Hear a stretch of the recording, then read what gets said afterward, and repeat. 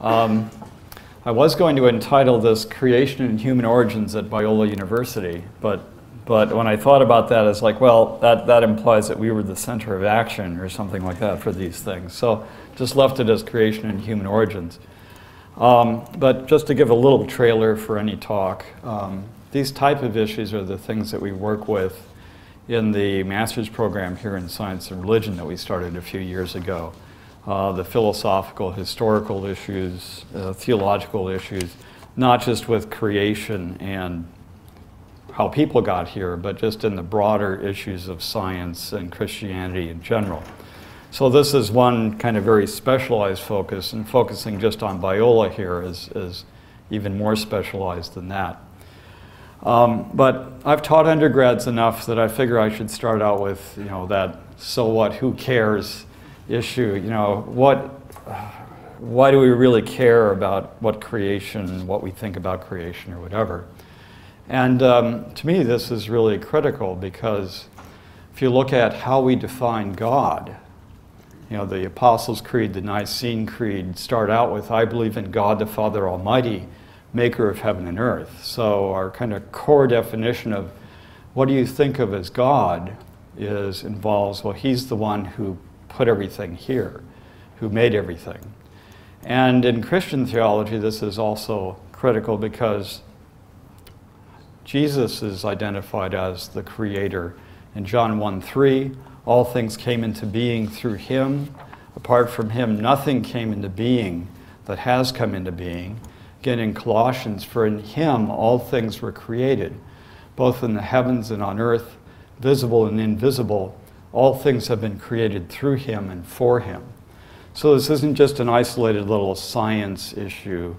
It actually gets into what we think of God, how we define God, what we think of Jesus and his role in the universe as well.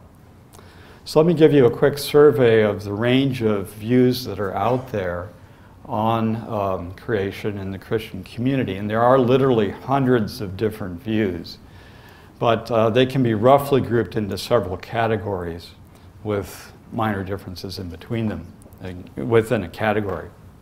One of these, probably the most common view today, is called young earth creationism. This reads Genesis 1, the days in Genesis 1 is 24-hour consecutive days.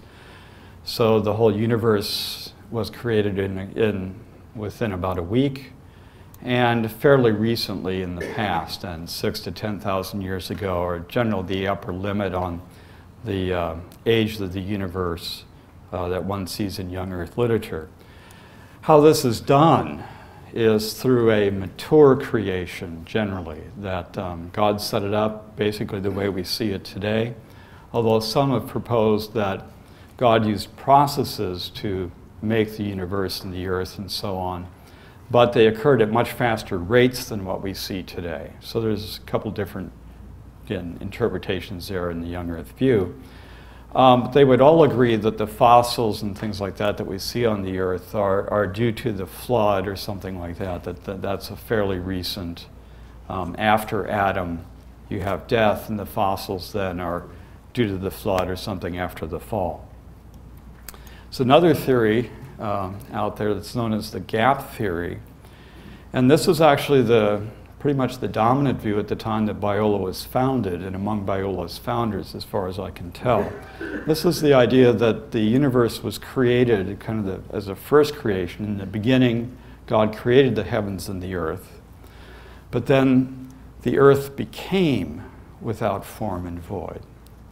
So there was an early judgment on the earth, perhaps at the fall of Satan or something like that, that destroyed life on the earth. That's where the fossils came from then. And then there was a recent recreation of the life that we see today on the earth. So that was a theory that, again, was fairly popular about 100 years ago. And there are still people who hold that today. Third view is what's often called an old earth creation or a progressive creation, which sees God intervening and also God guiding the creation process, but over long time periods. So this would read the days as eras in Genesis 1.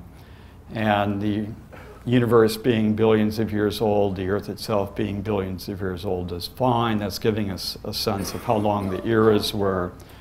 But God's definitely intervening along the way and guiding processes at other times. Humans then are tens of thousands of years old in this scheme. And probably one of the most interesting theological issues for old Earth creationism to wrestle with is this sense of, well, then there obviously was death before the fall, before man was even here. And how do you resolve that theologically? Another view that can fall either into a creationist frame or into a more evolutionary perspective is known as the literary framework model. And here, the approach is to not read Genesis 1 as a straight historical sequence, day 1, day 2, day 3, this happened, this happened, this happened, but to see it more as a literary style where in the first 3 days the environments are formed, the heavens, the earth, and the land. Sorry, the heavens, the earth, and the water. And then they're filled on the final 3 days. So that's sort of not reading Genesis as a literal historical sequence. Whether one reads this as a creationist or an evolutionist, though, depends on the person. Another view that's out there in Christian circles is called theistic evolution. And this has a fairly long history as well. And here the idea is that God guided physical processes, but he never explicitly intervened to create something. Maybe at the very beginning or something like that, but certainly in biology, God never explicitly intervened to create something. So humans are seen then as simply the physical descendants. Our ancestors are eventually some hominid. Perhaps God ensouled one of those hominids to make Adam, but you do see some range here within theistic evolution that would see Adam and Eve as historical, or Adam and Eve as again, an allegorical interpretation there. Another view is, and this one's the one that is probably best represented by the papers that Bill talks about, I would call it deistic evolution. And this is represented by Biologos and that website, and is getting a lot of attention today. I would say this is probably one of the most radical ones, because this says that God just set up the basic physics, chemistry, and just let things go off on their own without any guidance either. So there's the no intervention, theistic evolution, and there's the no guidance, which is more like deism than theism. That's the term. One of the arguments for this theologically is that then God's not responsible for the natural evils that we see, because that just came from the process. And God's somehow, I have trouble with this, somehow then not responsible, because it just happened. So there's lots of issues here that start to impact theology pretty seriously with it. So those are kind of the major views on creation that one finds. You've all heard of intelligent design, I'm sure, and that's actually a much broader perspective than any one of these specific creation views is. It's actually compatible with many evolutionary views, as long as there's a guidance involved. And the only view it really doesn't fit is deistic evolution, which denies any guidance in the processes. All that intelligent design is arguing for is that there's the evidence for the action of an agent in nature in a way that science can detect. And who that agent is starts to become theology, so ID doesn't tend to go there. Evidence that ID people would talk about is, again, the complexity in living systems, both in the information content that's there in the cell, in the structures that one sees that just give rise to chicken and egg problems. How could this develop through intermediates in some gradual way when it doesn't work unless it's fully formed? And on a broader scale, ID also looks at the properties of the earth, the properties of the universe, and argues there that there has to be a designer, a guider behind those to have it come out the way it is that we see. So ID is kind of a very broad umbrella in terms of what specific creation views work with it. And yet you will see biologos attacking ID pretty seriously, again, because ID argues that there's even design evident in nature, and they would deny that. So theologians wrestle with this. There's a whole spectrum of creation views, a whole spectrum of evolutionary views. Where do you differentiate between creation and evolution in this? And the theologians and most people concur with this, is the watershed is actually, how did people get here? Were there living precursors to Adam and Eve, or were they made from non-living dust of the earth material? And how you answer that question then determines whether you're in the creationist side or the evolutionary side, be it theistic or deistic evolution. Again, Grudem and Erickson, and there's a reasonably long history with making this demarcation as well. So that, again, is the standard. How do you separate the two? Well, how did people get here is the way that this is titrated.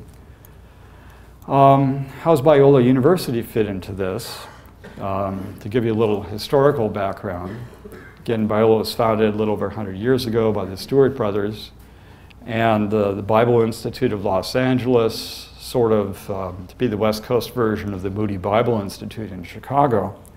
And the Bible in use, and that was promoted and sold by Biola, was the Scofield Reference Bible. It has a dispensational interpretation to the scriptures, but also advocates the gap theory in the footnotes in Genesis 1. And this Bible then was placed even in the cornerstone of the downtown building back in 1913.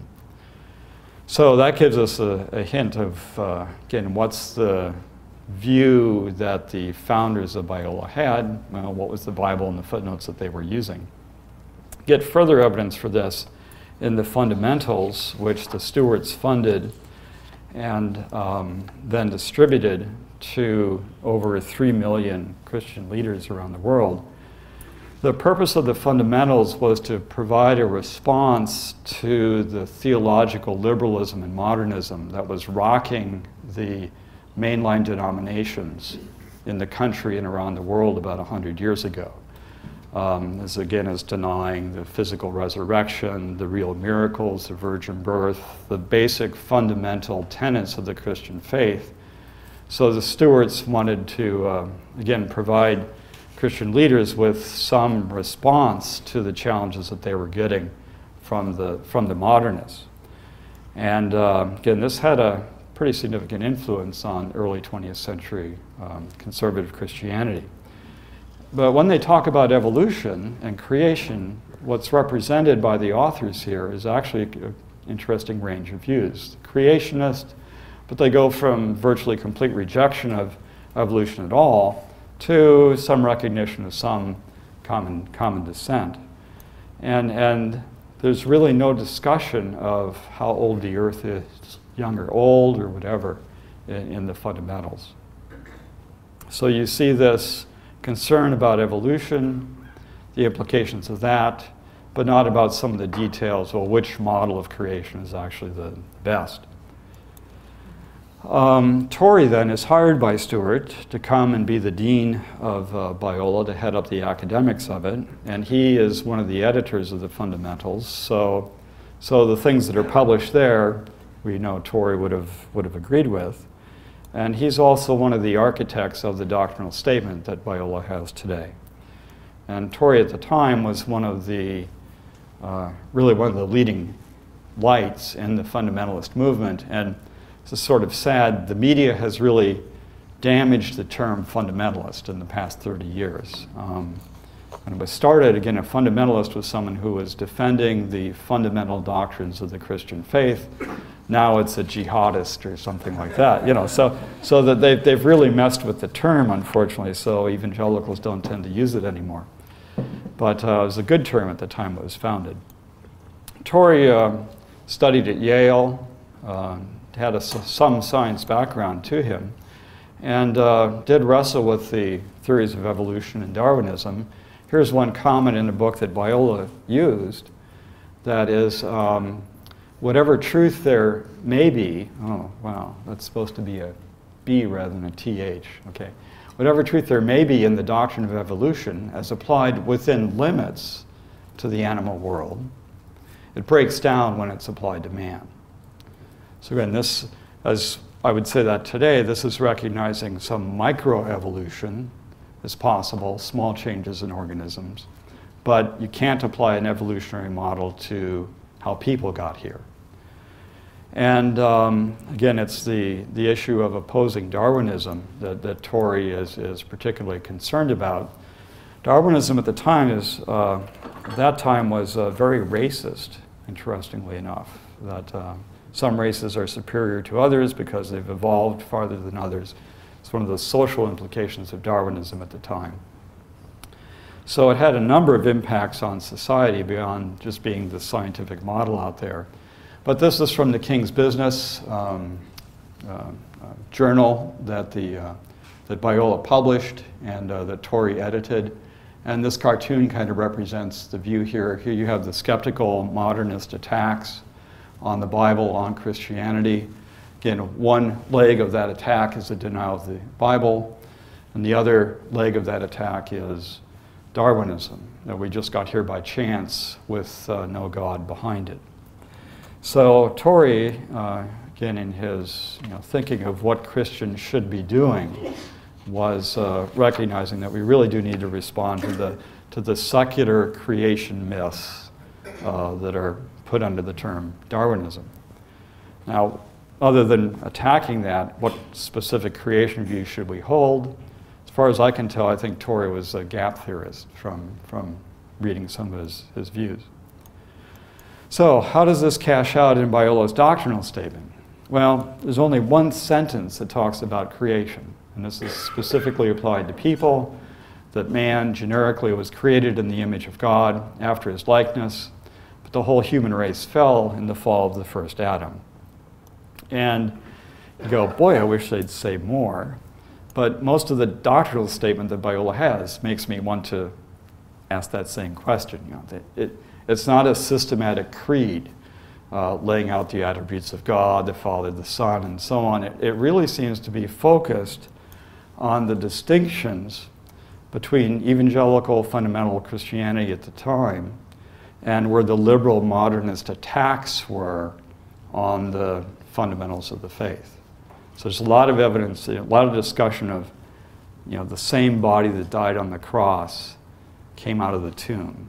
Those are the kind of issues that the liberals, theologians, were arguing against at the time. So it's specific to distinguish Biola as a conservative evangelical school from the more liberal threads that are running around at the time. And, but within the people who are founding Biola and backing the doctrinal statement, one finds a range of views. Again, creationist views at the time, the most dominant ones seem to have been the gap theory, young earth creation, old earth creation, some literary framework people who were creationist. That seems to be the common ground for which this doctrinal statement is intended. But of course, this is 1913 or so, and you go, well, that's nice, but 80 years later, what exactly do you mean by created? It's a very generic term. So how, as a lawyer, do you try to adjudicate what they meant by created? So some efforts were made to try to clarify this. Specifically, I would say in response to the young earth creationist movement getting a real surge of support back in the 60s. And Biola, from what Richard Chase told me and others, was under some pressure to adopt a young earth creationist doctrinal statement or refine it to be more specific. Well, they didn't want to do that, so they went with a more general statement saying, well, the creation is not explainable by any evolutionary concept, but we don't want to be too specific on the creation model that we want to espouse. This then shows up first in the Talbot catalog. In the early 80s, when Talbot and Biola College were unified to form Biola University, Chase and others worked to come up with a unified statement that's a little more wordy, but basically has the same intent. The existence of the creation is not explainable apart from the roles of God as a sovereign creator and sustainer of the entire natural realm, kind of a positive statement. And then concepts such as theistic or threshold evolution do not adequately explain creation. And that was the statement when I came here that I signed off on, and many of you, if you've been here more than 10 years or so, this was the statement. And one thing I enjoyed was one applicant said, I don't have any idea what theistic evolution is, but whatever it is, I'm against it. You know?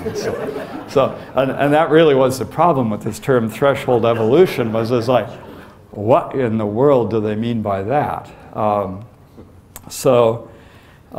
then the other sort of problem with this was sovereign creator and sustainer is such a nice, fuzzy, warm phrase that just about anything slips in through that. So how can we kind of recover or make sure we are saying something that's clear and still reflects the original intent of the doctrinal statement itself?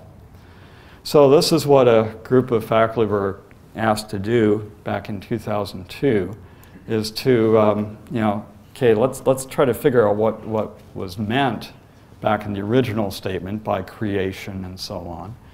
And in the context then of the later explanatory notes that were given as well. And J.P. Moreland and I were kind of, you know how committees work, there's a couple of people do the work and other people provide very valuable and helpful contributions, but for which I'm grateful, but still, a couple of people did the work. But yeah, Rafe, thank you. Thank you for your valuable input. Happy to be of assistance. That's right. So that's the other problem with committees as well, is you always have to. But anyhow, you've all served on committees enough to understand how this works. But it was a fun time of interaction, and Talbot got involved in some of the feedback and refining of the wording as well.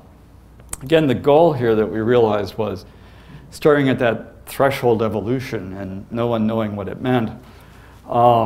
And I spent about 5 pages in the paper I wrote that goes behind the new explanatory note trying to tease out what that meant. It's like we really need to avoid cliches and to try to come up with a phrasing that uses kind of simple standard terms that are not likely to change meaning over time, which is what happened to the term threshold evolution. So go through this here and say, okay, well, what was meant or what's intended by the phrase creator and sustainer? And what did Torrey mean by creator and what was meant in the explanatory notes later? And here's where JP came in and said, okay, well, let's try to tease this out, and phrased it as you see it in the explanatory note today. The existence and nature of the creation is due to the direct miraculous power of God. Let's just state that clearly. Specifically, the origin of the universe, the origin of life, the origin of kinds of living things, the origin of humans cannot be explained adequately apart from reference to that intelligent exercise of power. So again, it's by creation we mean intervention, specifically ex nihilo, or that sort of a sudden de novo type creation, but not being specific regarding time intervals or when that happened, to be generic regarding the creation process in that sense. And allowing then for the microevolution that I referred to, God guiding things providentially over time between acts of intervention and so on. But generally, I say all creationists, as far as I know, it's all creationists, allow for some microevolution of organisms and God to guide processes as well. So this is being specific on some key points, but being open on many, many others, trying to make an umbrella, if you will, for creationist views. Then there's a second sentence in here that's important, more from the philosophical side. what do you expect from JP, right? But I find this as a scientist very critical as well, because to me the major issue between science and religion, or creation, evolution, focuses on what do you mean by science, and what are the limits and capabilities of science to actually answer some of these questions. So to have this here, again, what do we mean by creation? What's the role of science in addressing that issue is an important sentence, even though if you're an English person, you're like, why is this here? It's important for defining science. Proper understanding of science does not require that all phenomena in nature must be explained solely by reference to physical events, laws, and chance. So the idea here is to place some limits on what science should be expected to explain. Because in the secular world, I'm gracious here by saying some people, because there are some who would disagree with this, but for many the role of science is to provide naturalistic explanations for absolutely everything. If it looked like a miracle or looked like an intervention, we have to explain it away with some naturalistic process. So this kind of places some limits on what we expect science to be able to do. And again, that's part of the discussion here of how did God act and what can science reasonably be expected to see. So that's what exactly was meant by creation phrase of the expanded note. And unfortunately, it is expanded because you're trying to avoid the cliches that 20 years from now, no one will understand what they meant. But both of the explanatory notes had a reference to say, well, evolutionary things do not adequately explain creation. So what does adequately explain creation? So the second part of the note tries to tease that out a little bit. Creation models, then, which seek to harmonize science and the Bible, should maintain at least the following. What's the minimum adequate explanation of creation? Is one, that God providentially directs his creation, and two, that he, at least at some points, those four that were mentioned above, that he specifically intervened as part of the creation process to make the universe, to put life here, to make some of the major kinds, to put people here. And the intent here is to be little bit more specific in terms of what does not adequately explain creation. The Biola distinctive would be that deistic and theistic evolution do not provide adequate explanations for how we got here. So again, this is just rephrasing a little more specifically what was in the original explanatory notes and would be in Torrey and Stewart's thinking as well.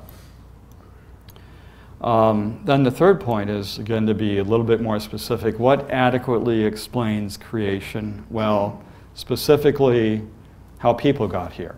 The God specially created an intervention, both the physical and spiritual natures of Adam and Eve. Again, just to be clear, from non-living, dust of the earth type precursors rather than from some hominid, and that Eve then was derived from Adam. Again, what adequately explains creation? Well, there's no evolutionary model here in the Biola standard or distinctive that would. And it's then specifically affirming a historical Adam and Eve as well, which the original doctrinal statement does also. And because there's a lot of heat nowadays, even in Christian circles, on monist versus dualist views of human nature. In other words, do we have a body and a soul, or are we just a body? This is made a little bit more explicit as well in terms of created both the physical and spiritual natures of Adam and Eve, to be explicit with that. Then, since we've tried to be more clear, okay, what is adequately explaining creation in the Biola view, then we add, well, since the original explanatory notes said what was inadequate, kind of repeat ourselves here a bit and say, well, inadequate origin models would say that God never directly intervened in creating nature, or that humans share some common physical ancestry with earlier life forms. So again, the idea here is to say, well, this seems to be a creation model, an acceptable creation model, and these then would be unacceptable evolutionary models, just to be clear about the distinctions. But again, if you're familiar with the hundreds of different creationist views out there, this is very vague in some ways. It's distinguishing creation from evolution. And again, the macroevolutionary Darwinist views, but it's leaving a lot of details open. Details like, you know, what happened to the dinosaurs, things like that, you know. Smoking that took them out, or you know, were their day timers off and they missed the day of the flood, so they didn't get to the ark in time, or you know, all these things are really left open, for which Biola has been criticized, by the way. You know, why aren't you guys more explicit? And this is one of the things I like about Biola's umbrella creationist view, is that it allows people here to wrestle with a number of these issues, again within a certain framework, but nevertheless there's a lot here to try to wrestle with and figure out. And the attitude here I find really fun as well. Is like, we're a community, we're friends, we can have some range of views, and let's try to work out, you know, what's really the best model for this, particularly in light of the culture and world that we live in out there, that laughs at any creationist view at all. And the dominant thing out there is you can get from any time you turn on the TV and watch a Nova or PBS special, you know, we're just here by accident through some kind of unguided and undirected process, and there's tons of evangelists out there for this view that you just, you know, came from a can of soup. So how can we as creationists, you know, respond to these arguments in the best possible way? Because this really does lurk in the back of people's minds. I've heard this many times in cartoon format here. You know, it might only occur to them once a year, but the universe is just a little too darned orderly to be a big accident. And again, how can we as Christians come back with a response that points people to a creator rather than just some incredibly lucky accident? So that's the thing I like about Biola, the umbrella of the creationist statement, and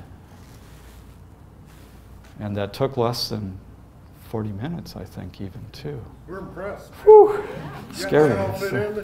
So Rick graciously said that he would answer any questions. So,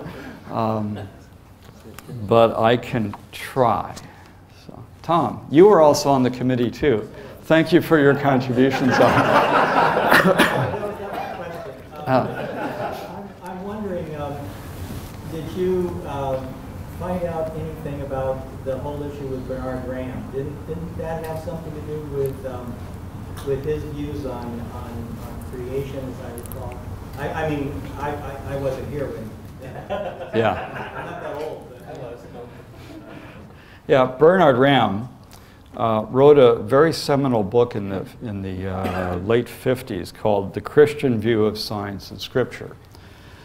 He was teaching at Biola at the time, downtown, and it was one of the early integration seminars that Biola did. And he advocated a progressive creationist view, an old earth creationist view in that book. As best I've been able to figure out, and from reading it, when it comes to the origin of the kinds and life and so on, he takes intervene, and then some microevolution, then God intervenes and microevolution, standard old earth creation view. But when he gets to the origin of man, he waffles and says, well, we can't really tell. And Ram was asked to leave Biola, as best I can tell, based on his waffling on human origins, because that's the one thing in the doctrinal statement that's pretty clear. You know, man was created. You can't waffle on that. Then he went to Bethel College in Minnesota and so on. that was one of the weird issues in working this through, is what range of creationist models are acceptable at Biola. And the threshold evolution was another one that was interesting as well. Gordon Clark was the one who coined that term, a theologian, again, back in the 50s. And when he first uses the term threshold evolution, it reads just like progressive creation, with even man being created out of the dust of the ground. Sort of like, there it is in the 82 explanatory note that they're opposed to threshold evolution. Yikes, you know. But if you look at what happened between the 50s and the 60s, the term progressive creation, because it's using the term creation, is adopted by those who like the word threshold evolution. And Clark himself drops the use of that term. Clark himself goes off in the direction of full theistic evolution. And you look at people using the term threshold evolution where it occurs rarely, you know, into the 60s, 70s, you know, and on, and they're using that as a synonym for theistic evolution. So it's like this was what was nasty, was the terms sort of changed. What you mean by it isn't exactly what the person who first used it meant by it. So this was part of the fun in working through the explanatory note of like, okay, what exactly did these terms mean? What was in people's thoughts at the time? And we did some digging, and it's like, okay, what was in people's minds at the time with threshold evolution in the explanatory note was the theistic evolution sense that man wasn't created. So if you go back to the watershed of, are people created out of non-living material or not? That seems to be the watershed that Biola was using, whatever the term was that they were using to describe their young Earth, old Earth evolutionary view. So that's where it kind of hinges on how people got here for that. But it was a lot of fun to research the term. Fisher, who was one of the people writing that revised explanatory note, talked with him about it. He goes, I didn't have any idea what they meant by threshold evolution, you know, when they're writing the explanatory note. So even 82, 83 didn't know what it meant when they're writing it in. So that was fun to tease out. So, yeah. Long answer, but short. Greg? Yeah, just for the tape, Greg's question was, the explicitness of the dualism in the explanatory note, when did that come in? When did that show up? That part of it I didn't focus on. Sorry. Oh, why it came in? Yeah. So I think it's the same question. When was the dualism made explicit in the explanatory notes? No, I'm asking why was it made explicit? Oh, okay. Why was it? Okay, that's different. Yes. Okay. Why was it made explicit? Probably because that was before the time of Nancy Murphy. And if you don't know who she is, that's fine. But she's one of the leading people at Fuller who's advocating this physicalism. And that's also been picked up. And it preceded her, but it's become fairly popular in some evangelical circles to advocate a physicalist view of, you know, of mankind. So you know, I'm sure Torrey was a dualist and so on, but yeah, this is a sense of like, well, this is becoming a hot issue, so maybe we should be a little explicit on it. My question is and that's specific question I didn't research. Again, maybe Tom or someone can, you know, is there something that we would take as explicitly dualist in the original doctrinal statement, or would you have to go off in the Torrey and Stewart's writings and see they're talking about soul and, you know, in as a distinct way. Yeah, I'd have to look through other parts. Again, it's one of these. I would agree with you that yeah, it is in that very strict legal sense, probably in addition to the Talbot statement, the 82 statement. I think I could go off and read Torrey and find, that being made explicit. So in that sense, yes. Again, in fact, I remember in reading it, it's like, well, it's interesting. This is kind of being a little more clear than what the original one was, the original explanatory note was. But is it within the bounds of clarifying what we mean by Adam? Right? What's meant when God created Adam? Well, there's two parts to Adam. There's the body part, and then there's the soul part. So it depends how tight you want to be as a lawyer in terms of, well, is this an addition to or a clarification of what do you mean when Adam, what do you mean by Adam when Adam's created? So, but yeah, I did pause over that. It's like, well, is this an addition or is this, I think you can easily enough find it in Torrey and everybody else. So it's not adding something per se, but it's clarifying, and again, there's some motivation to clarify that as well, given the prominence of monism in physicalism in evangelical theology today. So yeah, but yeah, I agree that was one of the, it fits, and it went through. So John, yeah, Ray. I think it's important to point out that the original doctrinal statement did not include these explanatory notes. They obviously came along 75 plus years later. And so what we were doing was explaining the explanatory notes, if you will. And Greg may have a really good point there. Is in a sense, in the doctrinal statement that we started with, is it implicit that we have a dualism there or not, right? That's the question. Yeah. And then how is it then that we put it in, essentially, an explanatory note nearly 100 years later?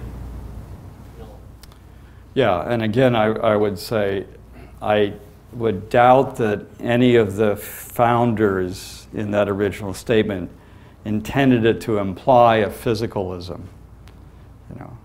Just wasn't in the theology at the time of the so. Sorry, Yeah, that's fine. And then thanks too. This has been so helpful for me. I wonder if it's a bit anachronistic though, in the sense that it seems like part of the clarifying, if it is any kind of addition or constriction, it's responding to something that wasn't on the radar at all. So they weren't, I'm sure they were dualists, but they weren't dualists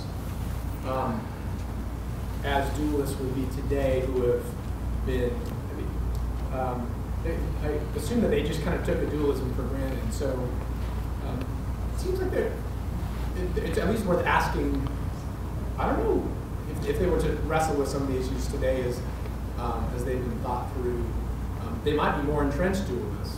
Some of them might not. Some of them might say, well, maybe there's a nuanced form of non-reductive physicalism. But I think there's a historical. Yeah, but see, none of them held the soul sleep. You're a little theological. None of them would have held a soul sleep and that sort of a thing.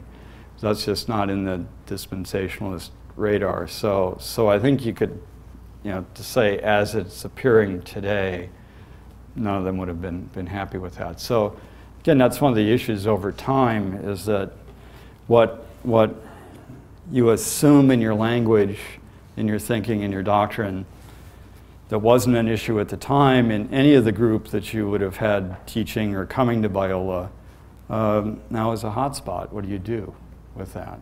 So I would say, yeah, legally maybe it's clarifying something that was assumed at the time, but it strikes me as a reasonable thing to be doing. So yeah. Sorry. John, if Biola were considering hiring someone today, and this person was being interviewed, and the people interviewing this person thought that this person was just on the edge, you know, of being in the Biola, within the Biola statement or not, you know, what would be the things that would be of concern? Okay, I do not speak officially on behalf of, okay. You know, put in all those censors lawyer, you know, all those legal disclaimers, you know, and all of that. But the watershed would be, okay, how did Adam and Eve get here? Because that seems to be kind of the fundamental creationist, evolutionist view. Has God intervened in the past to form the earth and do it? So those would be the main ones that they'd be looking for. You know, this is one of those famous questions, you know, how much can I sin and still be a Christian? You know, sort of questions. Yeah. That's not that bad because should just say that, you know, we're not adjudicating people who are theistic evolutionists are not Christians or something like that. This is just, look, this is a Biola distinctive that we're creationist. And to form a creationist umbrella here, theistic evolution just seems to be asking different questions, has different issues than the broad creationist perspective does. So that's why it's kind of viewed as a distinctive in that sense. But it would, the key point would be, again, where the theologians place it, is how did Adam and Eve get here? So, yeah. Tom? Just, would you actually be able to affirm both that that Adam and Eve were specially created, not from previous living matter, and a physical, purely physical, monistic type of? Is that, are there evangelicals like that? Is that possible way to look at it? Not that I've seen. Nancy Murphy, who's been mentioned, for example, you know, she's fully evolutionary along the way. So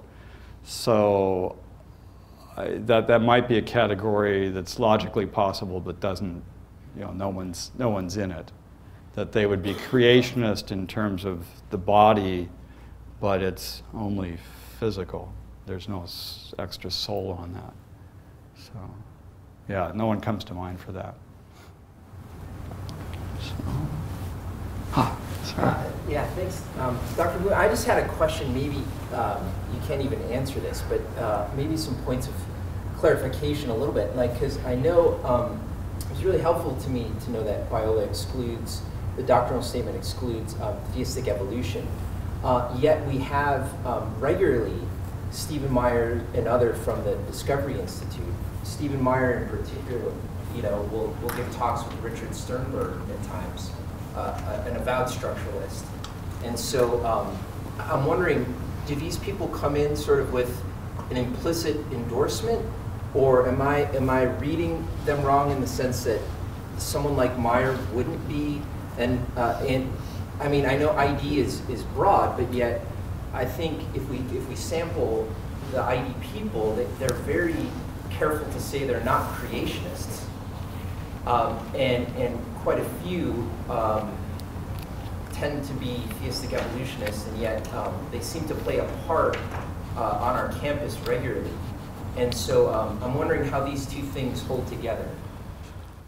The ID people that you mentioned kind of intentionally don't want to get down into that level of detail because they're working with the bigger issues of, is the action of an agent detectable by science? And that's something that's very compatible with creationist views and some of the guided theistic evolution views as well. So they kind of intentionally just go into the no comment mode, partially to avoid just being dismissed then as, oh, you're just a creationist, we don't have to listen to you. And to keep the emphasis not on the theology, but on the science per se. So, again, when they're on campus, they're generally addressing the science issues. And that's one where, creationists and the ID people really work together pretty well. But I don't have Sternberg here to address theology or something like that.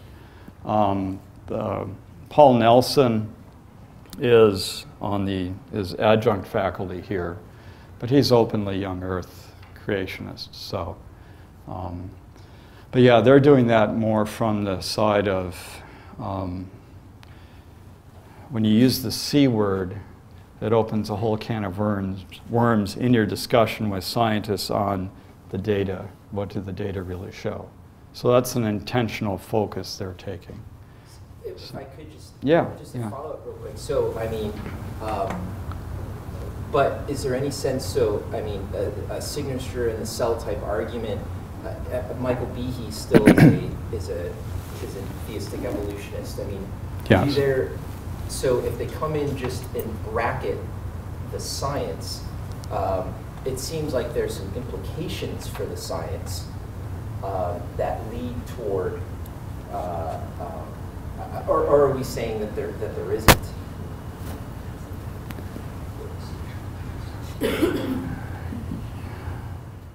Yeah, your question's a little fuzzy, but let me take a shot. If I'm wrong, we can try it again. The implications for the science are that an agent has at least influenced the physical world. Doesn't address the question of how that was done. Was it done through a guided process or through a intervention process? And but just to get that question answered or on the table, is there anything science sees that would imply that an agent has influenced the material world? Then you start asking the how, when, why questions once that answer is answered yes. But right now it's is it yes or no? So that's where everyone's arguing.